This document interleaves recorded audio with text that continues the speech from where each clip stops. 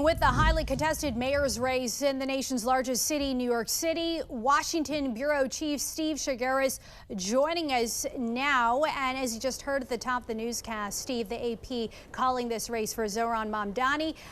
President Trump, as you know, weighed in heavily. What do you make of this strategy? Could this be a preview for the midterms? Well, I think it's definitely going to be a preview of the midterms. But keep in mind, the exit polls showed that Trump was not a factor for the majority of people who voted today in New York City.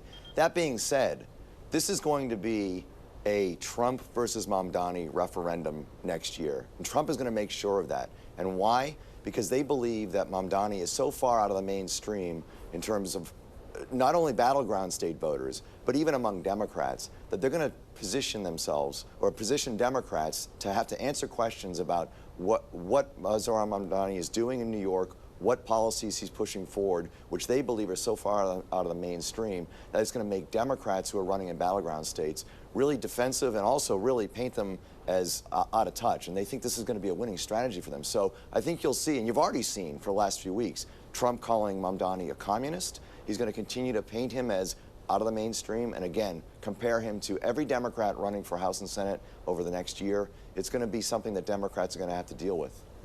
It'll certainly be interesting tomorrow to hear all the analysis, what worked, what didn't work. Obviously, all eyes on New York City, but there was a historic governor's race in Virginia. Obviously, the New Jersey race, it was neck and neck at one point. Why are these state races so important on a national scale?